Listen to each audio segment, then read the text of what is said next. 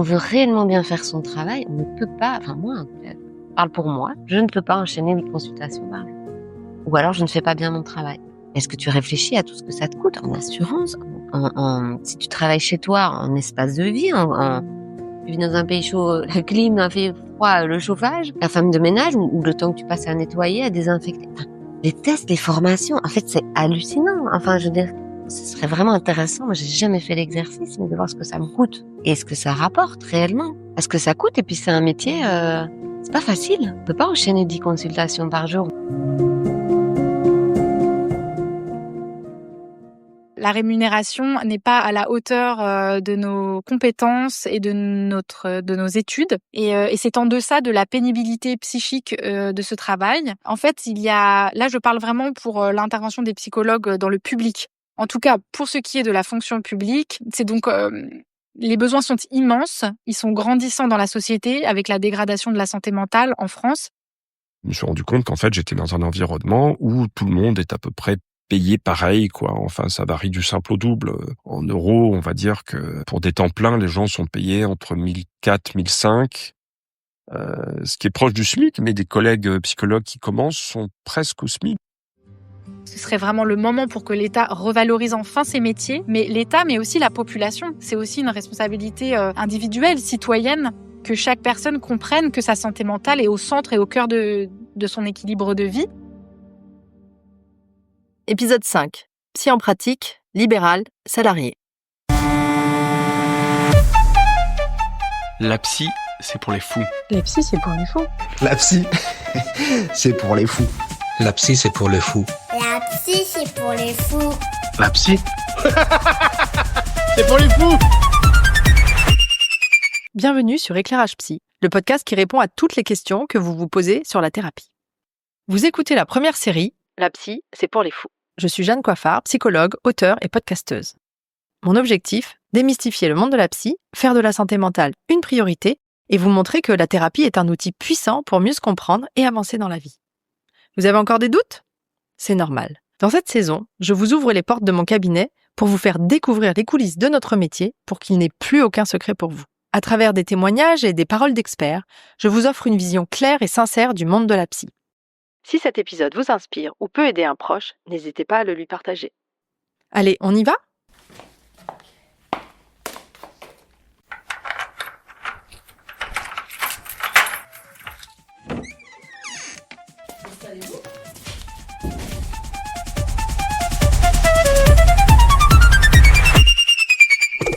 Vous l'avez compris, dans cet épisode, nous allons parler des conditions de travail du métier de psychologue, que ce soit en tant que salarié ou en libéral. En France, selon les données, on recense entre 74 000 à 82 000 psychologues. 65% d'entre eux sont salariés. Parmi eux, 21% travaillent à l'hôpital et les autres professionnels travaillent soit dans des associations ou dans la fonction publique non hospitalière. Et 35% d'entre nous travaillent en libéral.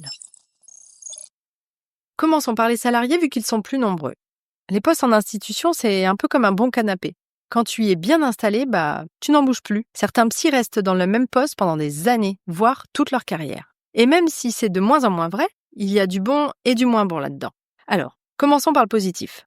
D'abord, ils connaissent la structure sur le bout des doigts, mais ils connaissent aussi certains patients qui sont là depuis longtemps, surtout en psychiatrie qui prend en charge des patients dits chronicisés.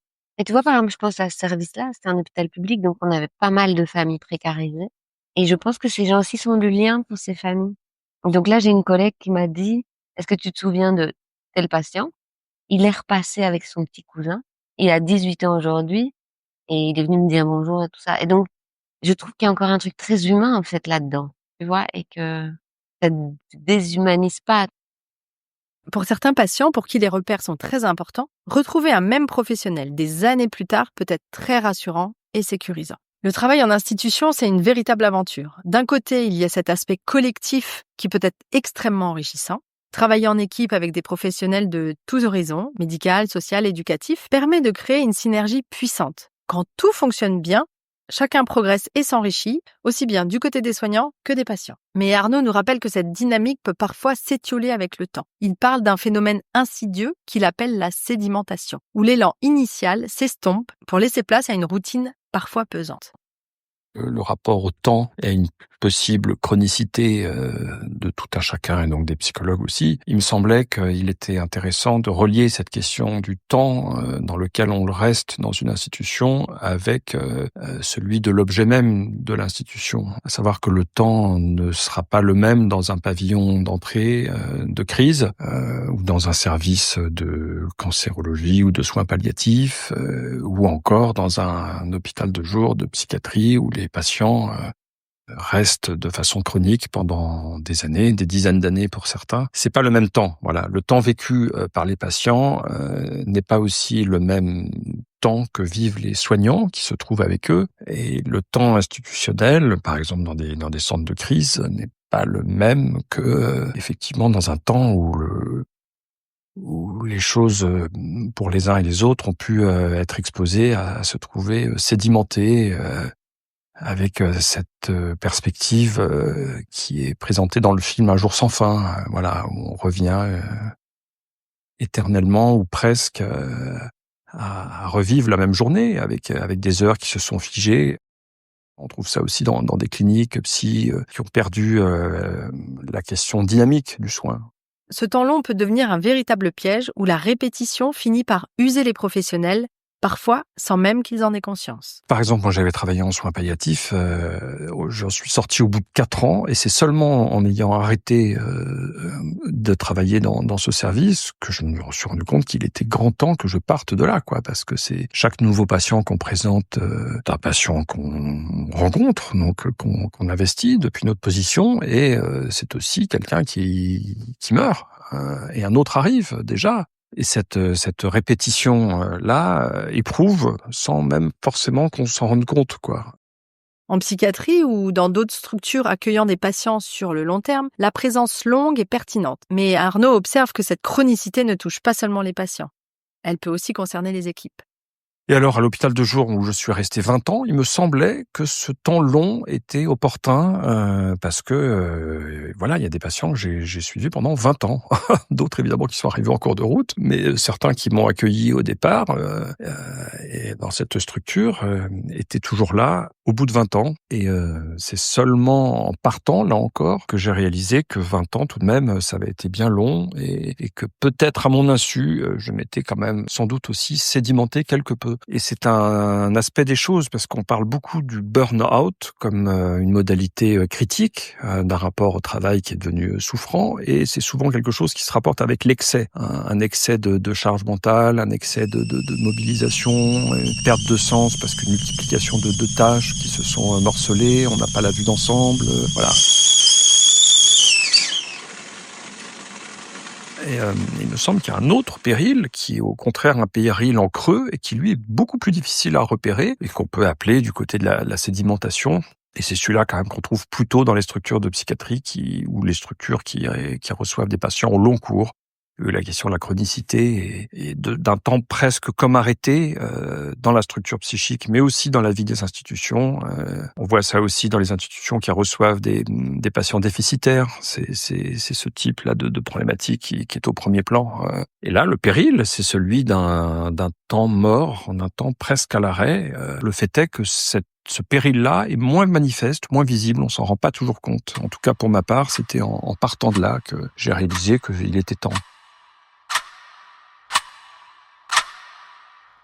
Pour éviter cette stagnation, il insiste sur l'importance du renouvellement des équipes. Faire tourner les professionnels sur un même poste permet de maintenir une certaine fraîcheur et d'éviter qu'ils ne s'enlisent dans une routine aliénante.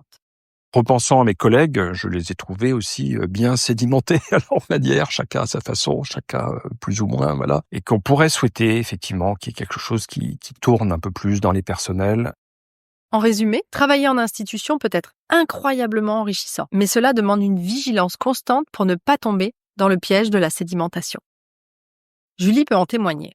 Alors, mon premier emploi, c'était dans un service d'accueil d'urgence de la protection de l'enfance qui s'appelle le service d'intervention spécialisé, le SIS. Donc en fait, c'est un service qui accueillait des enfants et adolescents âgés de 0 à 18 ans qui étaient sous le coup de ce qu'on appelle une ordonnance de placement provisoire qui avait été prononcée par le procureur de la République, c'est-à-dire un placement provisoire donc en institution publique, en foyer, ou chez des assistants familiaux. Et en fait, nous, ce qu'on faisait principalement, c'est de réaliser une évaluation pour le parquet des mineurs, pour les aider à décider du maintien ou de la levée du placement provisoire dans les 72 heures après le placement.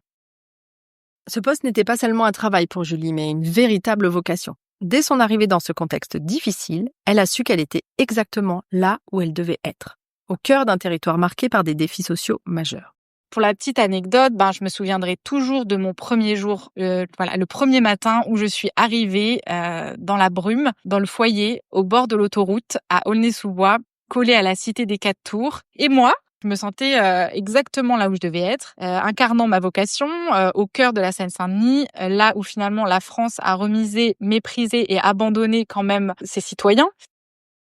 Elle évoque aussi la singularité de ce service où psychologues et éducateurs travaillent en binôme. Une équipe atypique qui lui a permis de vivre des moments riches en humanité. Donc j'ai adoré prendre ma place dans une équipe atypique et unique en France quand même, puisque le service d'accueil d'urgence tel qu'il était n'avait pas de jumeaux sur le territoire français, c'est-à-dire que c'était une équipe créée par des psys où on était moitié psychologue, moitié éducateur. Donc assez atypique et on faisait beaucoup d'entretiens en binôme psy-éducateur.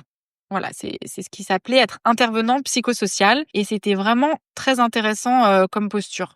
Et ça a été beaucoup d'amour partagé, je vais le dire comme ça aussi, et d'humanité partagée surtout. Et ça, c'était pour la partie vraiment, tellement réjouissante, inspirante. Moi, j'étais vraiment très heureuse pendant les premières années en particulier.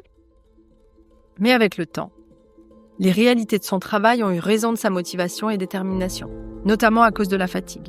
On avait des horaires décalés, ça aussi c'était important à dire, donc on faisait des astreintes, donc la nuit, les week-ends, les jours fériés, les vacances, etc. On était un service public ouvert 24 heures sur 24. Et donc c'était pas l'exercice du psychologue comme on a l'habitude de l'entendre, parce que il fallait être à tous les postes aussi. Et oui, il y avait l'aspect clinique extrêmement riche, très important au centre, mais il y avait aussi tous les autres aspects de la gestion de cette régulation continuelle des accueils des enfants.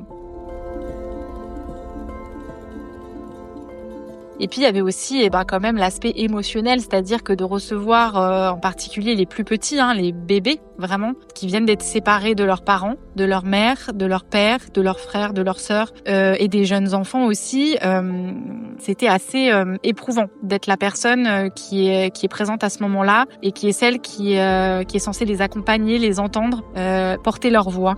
Et ça, c'est vrai que c'était assez vocationnel. C'est-à-dire, c'est vraiment les moments où je sentais ma vocation de psychologue pour enfants, de psychologue du développement et de psychologue pour enfants. C'était porter la voix de l'enfant. Et donc, on avait une grande responsabilité parce que porter la voix d'un enfant, c'est très important. Les difficultés ont fini par devenir trop importantes. Au-delà du poids émotionnel que représente l'accompagnement des mineurs dans des contextes aussi tendus, Julie évoque aussi et surtout les manques de moyens dont souffrent souvent les structures publiques. Mais après, c'était plus la question de la maltraitance institutionnelle, je l'appelle clairement maltraitance institutionnelle, qui est liée au manque de moyens. Voilà. Pour un petit exemple, un prix de journée pour un enfant, donc c'est 500 € à peu près, pour l'accueil d'un enfant, une nuit en foyer. Et parfois, nous, on n'avait ni drap, ni brosse à dents à proposer à un enfant. Donc vraiment comme si on était dans un pays en voie de développement. C'est très compliqué quand on reçoit un bébé qu'on n'a pas de lait. Parce que nous, on était aussi des psychologues qui intervenaient vraiment au moment de l'accueil. À un moment, on va pas laisser notre coéquipier éducateur qui est censé aller trouver du lait tout seul. Donc en fait, on était tout le temps à des places qui n'étaient pas forcément celles du psychologue au départ, mais on pouvait pas humainement toujours laisser son collègue tout seul. Donc voilà. Il fallait aller chercher du lait en urgence dans une pharmacie de nuit un dimanche à 2h du matin, par exemple. Donc je ne sais pas, mais en tout cas, il y avait vraiment cette sensation que l'État avait une volonté. On avait vraiment l'impression que ce service public ne conscientisait pas les enjeux, les besoins des professionnels sur le terrain. Parfois, ne comprenait pas que un sous-effectif pour une équipe, ça signifie mettre en danger l'enfant, parce qu'on a des enfants qui étaient dans des situations post-traumatiques, comme je l'ai dit. Donc, on pouvait avoir des adolescents qui se mettaient et des enfants aussi d'ailleurs, même des tout petits, qui se mettaient en danger eux-mêmes, qui mettaient en danger les autres. Pour Julie, son rôle allait bien au-delà de l'accompagnement des enfants. Elle s'est battue pour défendre la dimension psychique, non seulement des mineurs, mais aussi des professionnels sur le terrain. Et donc, on a besoin de moyens humains, et on a besoin de soutenir les équipes aussi. Et ça, c'était le rôle du psychologue. Ça, c'était mon rôle, qui était un rôle presque militant. Enfin, je veux dire, de toute façon, au bout d'un moment, ma profession se transformait au fur et à mesure dans une profession pratiquement militante pour défendre la dimension psychique. Parce que c'est aussi le rôle du psychologue. On est là pour défendre la dimension psychique des enfants, des adolescents en l'occurrence, mais aussi des professionnels. Et du coup, pour qu'ils puissent avoir accès, par exemple, à des supervisions. C'était quelque chose qui n'allait pas de soi, alors que ça a été dans les années 80. Enfin voilà, ça a été des combats que les aînés ont menés, les éducateurs, les psychologues, les travailleurs sociaux en fait, ont milité pour être soutenus eux-mêmes dans le cadre de leur travail quand ils étaient dans des situations sensibles. Et donc là, non, on devait se battre pour avoir une supervision qu'on nous octroyait puis qu'on nous enlevait. Et il fallait vraiment être là. Il fallait vraiment être là pour défendre nos droits de travailleurs en fait. Le témoignage de Julie illustre à quel point ce travail peut être à la fois gratifiant et lourd à porter. Une plongée au cœur de la réalité des services publics où l'engagement des professionnels compense souvent les défaillances structurelles. Aussi, il y avait des moments où les travailleurs pouvaient être mis en danger par des ordres de la hiérarchie. Et c'est arrivé pour un vacataire, je m'en souviendrai toujours, qui a été envoyé en pleine nuit dans une cité pour aller prendre un enfant à sa famille tout seul. Voilà, comme si ils étaient les nouveaux héros de je ne sais quoi. Enfin bon, très compliqué. Nous, ça nous mettait énormément en colère, donc on était traversés par beaucoup d'émotions intenses, qu'on puisse mettre des professionnels dans des situations pareilles, que l'on puisse toujours vouloir nous pousser à travailler dans des situations de plus en plus précaires et qu'on devait toujours accepter. Et donc non, on n'acceptait pas. On disait non, mais ça demandait beaucoup d'énergie de devoir finalement se défendre. C'était vraiment l'idée d'une défense continuelle contre des choses des ordres qui dépassaient nos prérogatives, qui dépassaient l'exercice de nos métiers. Donc, on était vraiment ce que j'appelle un peu les fusibles dans un endroit très sensible de la France aujourd'hui. J'aimerais vraiment que l'État aujourd'hui toujours prenne conscience de l'importance des professionnels qui travaillent à cet endroit-là, parce que c'est un des endroits les plus importants et les plus difficiles. Et quand la pression est trop forte, eh bien, le fusible saute.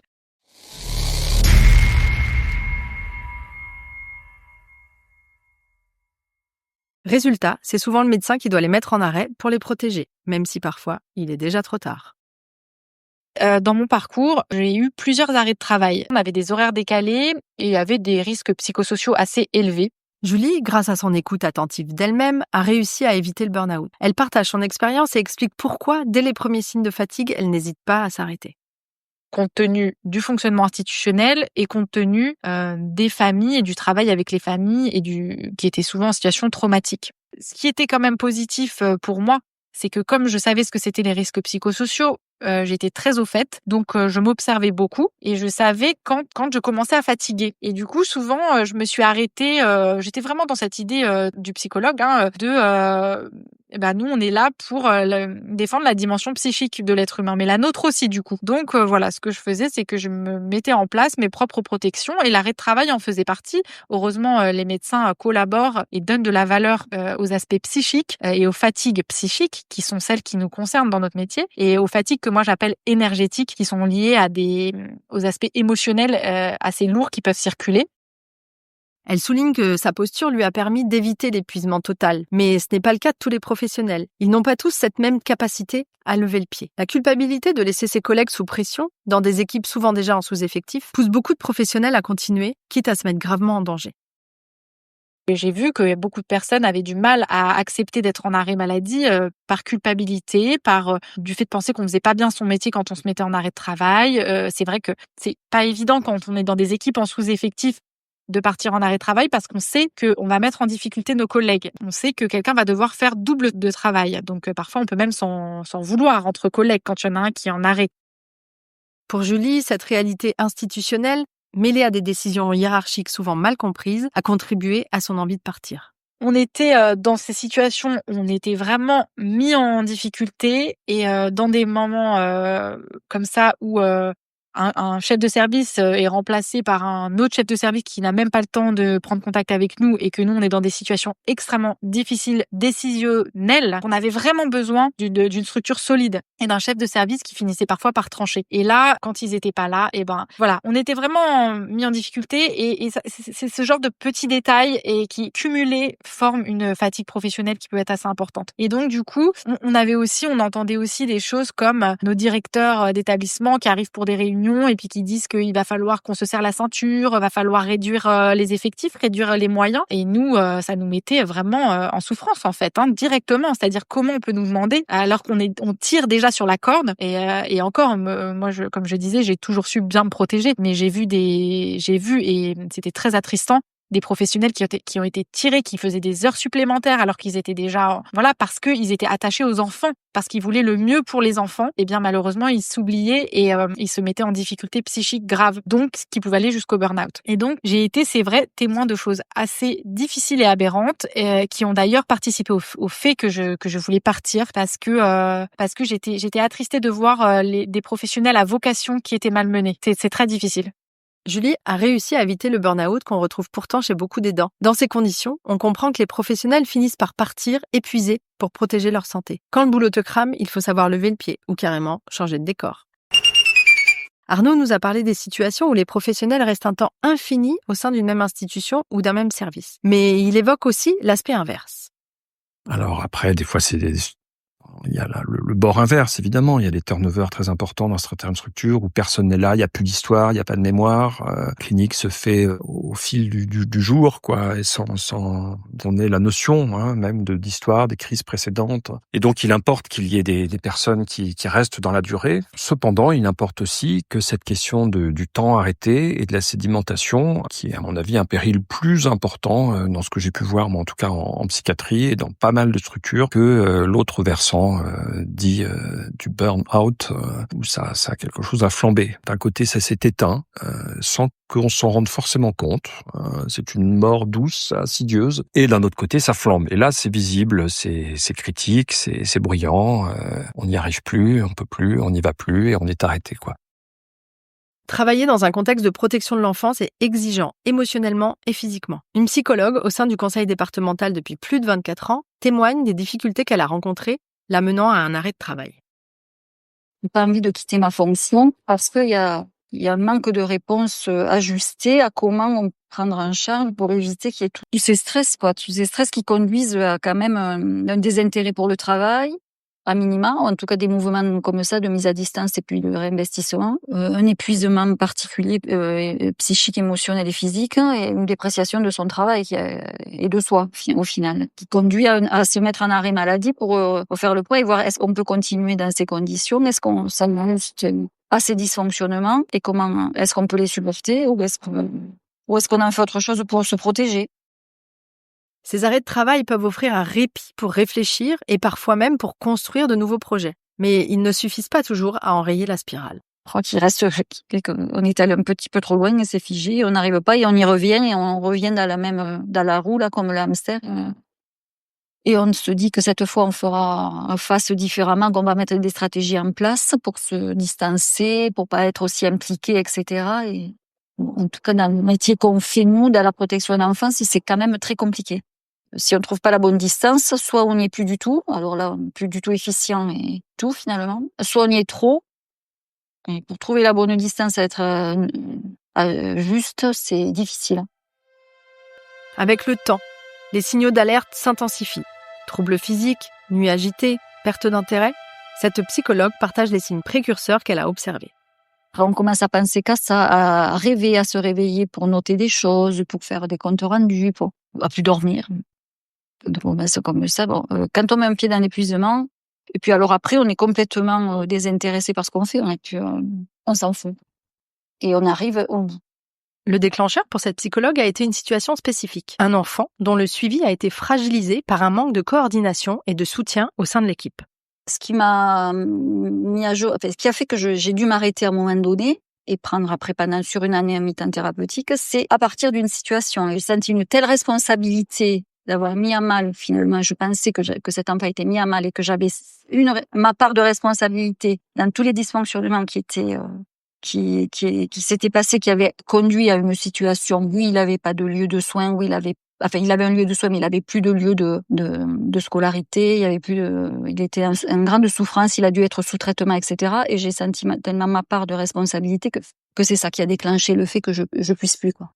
Pour se protéger, cette psychologue a dû s'éloigner temporairement de son poste. Elle évoque la difficulté de prendre une telle décision, mais aussi toute son importance. Donc pour moi, la décision, ça a été à ce moment-là de m'éloigner, et du coup par un arrêt maladie.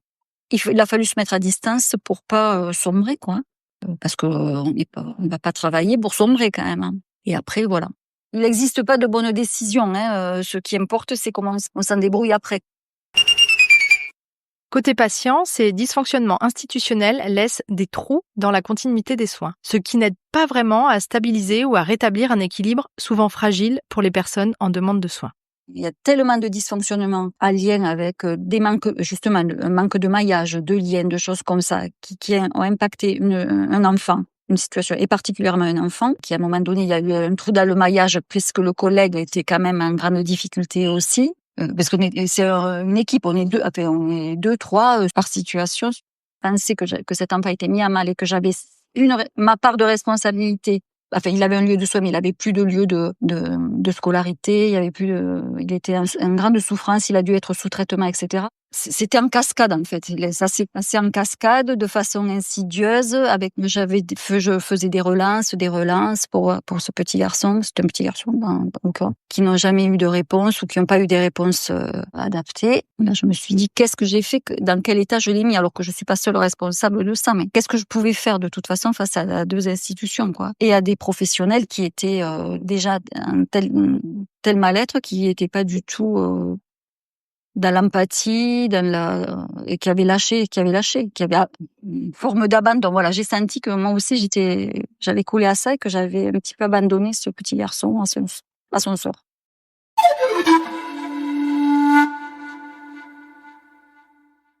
On ne peut pas parler des conditions de travail des psychologues sans parler des salaires des psys en institution. Ah, enfin tu en parles. Je me suis toujours demandé combien pouvait gagner un psy. Alors, dans la fonction publique, un psychologue va gagner entre 1 800 et 3 700 euros par mois en fonction de ses années d'ancienneté. 3 700 euros, ça paraît pas mal, mais ça concerne seulement les psys en fin de carrière. Si on compare au salaire des cadres, la différence est frappante. En début de carrière, un psychologue gagne 12,85 euros de l'heure, soit environ 22 000 euros bruts par an. Pour rappel, au 1er janvier 2024, le SMIC est de 11,65 euros. Donc, en début de carrière, il y a moins d'1 euro d'écart entre le taux horaire du psy débutant et le taux horaire du SMIC. Avouez que c'est un peu déroutant, non ? L'autre option attire beaucoup de psychologues en recherche de liberté. Le libéral. Beaucoup de psychologues décident de se tourner vers le libéral, soit par choix, soit par défaut. À chacun son histoire. Et on entend souvent que les psys en libéral, c'est vraiment la belle vie. Alors oui, on organise son emploi du temps comme on veut, c'est vrai. Et ça représente un réel avantage organisationnel non discutable. Mais voilà, cette liberté, elle a un coût. Le psy en libéral, il est tout seul dans son cabinet. Pas de collègue pour partager un café ou une pause blabla. C'est là que les intervisions et supervisions, dont je vous parlais dans l'épisode précédent, deviennent de précieux alliés. Et puis il y a l'administratif. Ah, la compta, un vrai régal. On n'est pas formé pour ça, mais on doit quand même s'y coller. Sans oublier qu'en libéral, 1 heure travaillée égale 1 heure payée. Donc, le revers de la médaille, c'est pas d'heure travaillée égale pas d'heure payée. Quant à l'idée que les consultations sont chères, oui, elles le sont, c'est un fait. Et pour certains, ça peut même représenter un vrai sacrifice. Maslow et sa fameuse pyramide sont passés par là. Avant de penser à sa santé mentale, il faut pouvoir manger, se chauffer et payer le loyer. Bref, priorité aux besoins primaires. Se former en tant que psy, c'est un investissement énorme. Pour moi, rien que pour ma formation complète en LI-ICV, j'en ai eu pour environ 12 000 euros. Entre les sessions de formation à proprement parler, c'était 5 au total pour moi, les nombreuses heures de supervision et le travail personnel, depuis 2018, c'est la somme que j'ai investie pour devenir psychologue accrédité en LI-ICV. Et je ne parle même pas du DU de thérapie familiale. La valeur de cette formation est de 7 500 euros pour les 3 ans. Bref, depuis l'obtention de mon diplôme, j'ai investi près de 20 000 euros en formation continue. Je ne suis pas sûre non plus que les patients se rendent compte de ce que cette somme représente sur notre chiffre d'affaires annuel. Un pourcentage conséquent, croyez-moi. Et ça justifie largement le tarif de nos séances. En d'autres termes, être psy ne se résume pas à écouter des histoires sympathiques tout en étant confortablement installés dans nos fauteuils, une tasse de thé chaud à la main. En libéral, il n'y a pas ce qu'on s'accorde tous à appeler le faux travail, mais qui est en réalité du travail en creux, comme ce qui peut se passer en institution. Je parle notamment des réunions interdisciplinaires, des pauses café où on va parler du travail, des discussions dans les couloirs avec les collègues ou les patients, des ateliers de groupe avec un collègue. Tous ces temps sont en réalité du temps de travail, Mais ça ne demande pas la même énergie qu'une consultation en face à face. Être psy en libéral, c'est très intense et émotionnellement exigeant. Personnellement, 21 heures par semaine, c'est ma limite. Au-delà, je n'en suis plus capable. Alors oui, je prenais des vacances pour souffler. Mais là encore, pas de séance, pas de rémunération. Certains collègues arrivent quand même à bien gagner leur vie en libéral. Actuellement, je travaille donc en libéral. J'ai démissionné de l'hôpital. Je gagne nettement plus d'argent avec des charges aussi beaucoup plus importantes. J'ai des obligations auprès de l'URSSAF qui sont devenues vraiment importantes. Je vois que j'ai des revenus très conséquents qui rentrent. Beaucoup d'argent sort aussi, notamment pour l'URSSAF. C'est quasiment la moitié. Mais qu'à la fin, je gagne très très nettement mieux ma vie que quand j'étais à l'hôpital. Donc ça va. Je suis un psychologue qui gagne bien, voire très bien sa vie, mais en travaillant considérablement. J'ai des semaines qui peuvent faire 80 heures. C'est rare que je finisse avant 23 heures mes journées d'écriture, puisque quand les enfants sont couchés à 21h15, 21h20, moi je commence l'écriture d'un rapport jusqu'à l'avoir terminé le soir. Donc voilà, à 23h, 23h15. Des fois je commence ma comptabilité, que je termine à 23h30. Voilà, donc c'est des journées vraiment importante, quoi. Les week-ends, je travaille également. Donc, il m'arrive de m'octroyer quelques vacances sur des congés les congés payés, c'est fini, Donc, si je prends des vacances, je ne suis pas payé puisque je ne travaille pas. Arnaud dit bien gagner sa vie, mieux qu'en institution, mais il nous avoue dans le même temps travailler jusqu'à 80 heures par semaine, soit l'équivalent de 2 temps pleins. Je serais curieuse du coup de connaître son taux horaire. Perso, je suis absolument incapable de tenir ce rythme. Et au-delà de la capacité, je ne le veux pas. Avoir un tel rythme induit nécessairement beaucoup de sacrifices.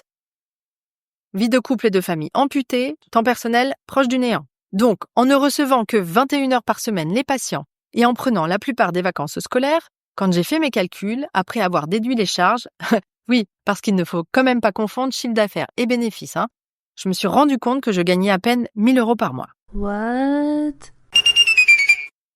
Là, j'ai déménagé, j'essaie de voir comment reprendre une consultation à 40 ans. C'est pas facile. C'est pas facile d'être rentable, de pouvoir faire les choses correctement. Il y a vraiment un problème par rapport à la rentabilité du boulot psy. Enfin, je veux dire, vraiment, c'est un truc sur lequel je ne sais pas pourquoi, mais c'est un métier pour lequel on n'est pas censé être payé correctement, quoi. Dans l'imaginaire collectif. Encore l'autre jour, c'est marrant, je parlais de ça avec un copain, du fait que je voulais ouvrir une consultation, etc. ici. Et il me dit, donc je traduis en euros, bah ouais, j'imagine pas évident parce que tu demandes quoi, 30 € de l'heure. Pour lui, c'est ce que ça vaut. Le type de gagner 8 000 € par mois. Et c'est pas méchant. Mais j'imagine que c'est ce qui lui semblerait légitime de débourser pour son enfant. Et donc oui, je pense que si tu as cette pression financière, compliqué. Aurélie a raison, beaucoup de personnes réagissent négativement au prix des consultations de psychothérapie. C'est trop cher. Et même si leur opinion est tout à fait légitime, ce prix est pourtant largement justifié. En effet, le salaire des psys en libéral, c'est loin de l'Eldorado que tout le monde imagine. Je considérais de plus en plus que le rapport coût-bénéfice commençait à sérieusement basculer du mauvais côté, et la satisfaction de travailler pour l'humain se faisait doucement grignoter par le poids de ce déséquilibre au quotidien. Combien de fois ai-je ravalé mes larmes, touchée par les confidences de mes patients ? Malgré un sacré travail sur moi, je reste humaine et sensible, et parfois, c'est dur de ne pas être emportée par nos émotions. Je devais me rendre à l'évidence, je ne savais pas me protéger. Cette notion est un thème à part entière, je le garde pour un prochain épisode. Et parlant posture, pas la posture du psy de l'épisode 2, mais la posture en termes d'ergonomie. Mon fauteuil était confortable, très confortable même. Mais mon travail me forçait à rester assise toute la journée. Mes genoux me faisaient de plus en plus souffrir. Moi qui avais refusé de bosser dans la solidarité internationale pour ne pas faire ce que j'appelle un métier d'ordinateur, me voilà avec de l'arthrose à même pas 40 ans. Super. Et comme je travaillais moins et gagnais moins que mon compagnon, devinez qui s'occupait de toute la logistique familiale ? Eh bien, c'était moi. Entre récupérer les enfants, supporter leurs cris de fin de journée, donner les bains, préparer les repas. Bref, vous voyez le tableau. Mais ça, on en parlera dans l'épisode suivant. Autant vous dire que l'équation devenait pour moi de plus en plus déséquilibrée et insatisfaisante. Séverine, psychologue depuis plus de 20 ans, témoigne de son vécu. Et en 2018, je crois, j'ai un peu craqué. Je me suis mise en libéral très jeune, à 25 ans, en sortant de la fac. J'ai pris aussi un poste en parallèle en cancéro dans une clinique. Et donc, grosso modo, je faisais 25 heures au cabinet et 25 heures à la clinique. Ce qui me semblait normal parce que les autres gens aussi travaillent beaucoup, tout ça. Donc, j'ai fait ça quelques années. Et puis après, je me suis consacrée uniquement à mon cabinet où j'essayais de faire 30, 35, 40 patients par semaine. Bon, j'ai tenu le coup en me disant, les autres gens, ils travaillent bien 35 heures, donc 35 heures, 35 patients, quoi. Sauf qu'on arrive un peu avant, qu'on fait la comptabilité, on fait les courriers, on fait les prises de rendez-vous. Évidemment, j'avais pas de secrétaire. Et voilà, donc des charges à l'époque assez élevées parce que j'avais un cabinet en ville qui était assez cher. Et du coup, je me suis assez rapidement rendu compte que plus on travaille, plus on paye et moins on gagne. C'est quand même assez aberrant. Et donc, j'ai un peu cracouillé, puis je me suis dit un peu à la même période que ça serait peut-être bien que j'achète mon propre cabinet plutôt que de payer un loyer qui me coûtait un œil. Et donc, j'ai commencé à faire des calculs en bossant une vingtaine d'heures par semaine, 20, 25. En fait, ça collait. Et je gagnais à peu près la même chose, à savoir, pas grand-chose non plus, hein. Je dois faire 25 000 € par an à peu près. Et donc j'ai craqué. Alors j'ai craqué, je pense, la charge de travail, c'est certain. J'ai craqué aussi parce que cette année-là, j'ai un patient, alors que je ne suivais plus depuis 6 mois, mais enfin quand même, qui s'est suicidé. Donc voilà, j'ai un ami qui s'est suicidé, j'ai perdu également mon cousin. Enfin, toute la même année, il y a eu 3-4 décès comme ça, coup sur coup, sur 4 mois. Et en mois de juin, je me sentais vraiment pas bien. Je me rendais compte que quand je regardais la télé, je comprenais plus trop ce que je regardais. J'étais plus capable de suivre une conversation, à part au travail. Je pouvais travailler, mais en fait, en dehors, je pouvais plus rien faire. Je comprenais plus si on me parlait. Enfin, c'était très perturbant, au point que j'ai cru que j'avais un problème neurologique. Et je suis donc allée voir mon gentil médecin traitant qui m'a dit, mais écoute là, il faut s'arrêter 6 mois. Ce à quoi je lui ai répondu, non. Je venais de faire le prêt, enfin j'étais en train de faire le prêt pour ma maison, pour acheter ma maison. Et donc il est évidemment pas question ni de prendre un traitement, ni de se mettre en arrêt quand on fait un crédit du fait des assurances. Donc je n'ai pas pris de traitement, je ne me suis pas arrêtée. J'ai divisé par 2 la patientèle en changeant de cabinet. Et puis voilà, et puis j'ai continué de travailler comme j'ai pu. J'ai vu évidemment un psy. Et j'ai vu un psy pendant 5 ans. Est-ce que j'ai complètement récupéré? Non. Est-ce que je peux retravailler beaucoup? Non. Est-ce que j'ai gardé des séquelles? Oui. Les séquelles étant que, je fatigue très vite, que, si je pouvais faire 5 patients par jour, ça serait bien. Cela dit, ça colle, hein, 5, 4 fois 5, ça fait 20, c'est correct. Je sature vite, je peux m'énerver vite. Enfin, du coup, j'ai un espèce de syndrome dépressif qui traîne un petit peu. J'ai toujours été un petit peu anxieuse, hein, mais voilà. En tout cas, sur le travail en libéral, je pense qu'il y a vraiment un sujet et que les collègues. Moi, c'est la psy qui m'a suivie qui m'a beaucoup aidée parce qu'elle me disait mais qu'on n'était pas les seuls à faire 25 patients par semaine, que c'était honnête, que c'était une quantité suffisante, que si on tenait compte du temps qu'on passe à rappeler les gens, à faire les courriers, à faire ci, à faire ça, en fait, on arrivait pas loin des 35 et que même si c'était du travail non rémunéré, du moins, ou rémunéré par le prix des consultations qui est élevé, voilà, c'était pas trop possible de faire plus. Et je trouve que c'est difficile à faire entendre aussi à l'entourage. Moi, j'ai eu pas mal de remarques de ma famille qui me disaient ça va, t'as pas des grosses semaines, donc voilà, donc beaucoup de culpabilité à pas avoir le rythme des gens entre guillemets normaux. Donc j'en viens parfois même à mentir en disant que je suis au travail alors que j'y suis pas, juste pour pas me prendre ce genre de remarques un petit peu désagréables. Alors ma collègue psychiatre trouve que c'est peut-être pas tout à fait un burn-out, parce qu'un burn-out, on peut plus se lever. Moi, c'était pas le cas. Pour moi, c'était vraiment plus psychique, c'est-à-dire que je pouvais plus parler longtemps au téléphone ou en soirée, je pouvais plus tenir des conversations. Mon attention était je pouvais pas, par exemple, en soirée, s'il y a de la musique ou beaucoup d'amis qui discutent, c'était pas possible, j'y arrivais pas. Donc je pouvais être là, mais dans ce cas, fallait pas que je parle.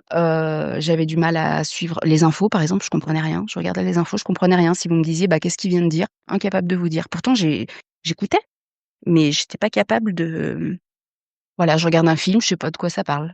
Mais je suis devant, hein, je le regarde, mais je sais pas. Donc pour moi, c'était plutôt quelque chose de mental, avec vraiment une difficulté, presque intellectuelle, quoi. Donc j'ai pu continuer à travailler en faisant doucement. Mais par contre, le point positif finalement, c'est d'avoir appris à s'écouter, d'avoir appris à pas pas faire trop et être capable de dire: «Bah non, là, je suis trop fatiguée» et c'est non. Et maintenant, je peux le faire parce que j'ai pas le choix. En fait, sinon je travaille pas bien, puis je veux pas, être dans de mauvaises conditions pour m'occuper des patients. J'ai besoin de me sentir bien, moi, pour pouvoir faire le boulot. Je trouve que c'est important de témoigner de tout ça, parce que je pense qu'il y a plein de collègues qui sont en difficulté et peut-être comme moi qui auront un peu honte ou qui oseront pas le dire ou juste même le reconnaître et si ça peut les aider, voilà, j'aimerais participer à ça en tout cas. Le cas de Séverine est loin d'être un cas isolé. Je ne pouvais pas donner la parole à tous les psychologues ayant vécu cette situation, mais je sais qu'elle est fréquente. Merci beaucoup. Cet épisode me laisse vraiment sans voix. Je n'avais pas réalisé à quel point le métier de psy était exigeant, ni l'ampleur du rôle qu'il joue dans notre société actuelle. Enfin, si je suis honnête, moi aussi je trouvais que les consultations de psy c'était vraiment cher. J'avais cette image, peut-être un peu caricaturale, des psys qui gagnent très bien leur vie. Tout ça un peu sur le dos de leurs patients. Mais bon, là je me rends compte que c'est carrément plus compliqué. Ça remet clairement tout en perspective. La psy c'est pour les fous. Pour le mot de la fin, j'invite les étudiants qui souhaitent s'engager dans cette filière à bien se renseigner sur les différents aspects de ce métier, qui est très beau par ailleurs. Je consacre un épisode entier à cette thématique, ne vous inquiétez pas, on aura l'occasion d'en reparler. Mais c'est un métier qu'on ne fait pas par hasard. C'est vraiment très important de comprendre pourquoi vous vous engagez dans cette voie-là et de savoir ce que ça implique réellement. Mais bonne nouvelle, dans la vie, la seule permanence, c'est l'impermanence. J'adore cette expression, c'est un véritable mantra pour moi. Cela signifie que rien n'est figé. De plus en plus de psys, et c'est mon cas d'ailleurs, souhaitent continuer d'exercer ce métier, mais différemment. Une autre psychologue qui s'appelle elle-même Aurélie a trouvé comment faire évoluer sa pratique.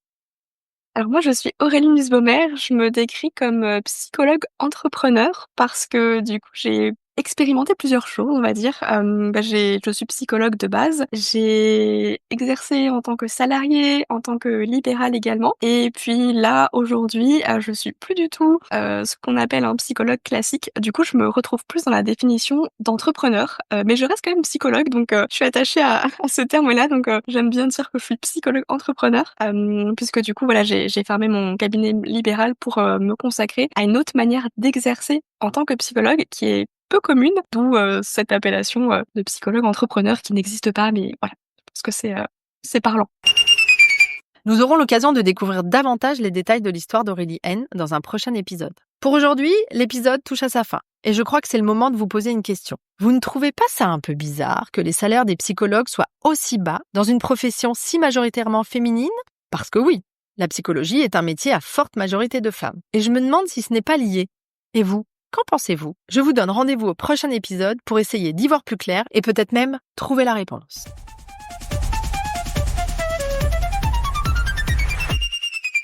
Voilà, c'est tout pour aujourd'hui.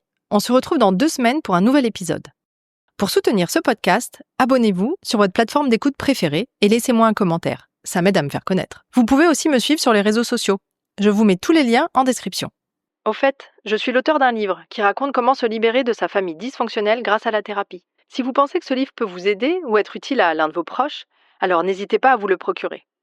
Et si toutefois j'ai réussi à vous convaincre de commencer une thérapie, mais que vous ne savez pas qui aller voir, réservez dès maintenant votre consultation d'orientation thérapeutique sur mon site internet. J'en profite pour remercier chaleureusement toutes les personnes qui ont accepté de participer à cette série. Le montage a été fait par Anastasia DeSantis du studio Storia. Merci pour votre écoute. À très bientôt. Et d'ici là, surtout, prenez soin de vous.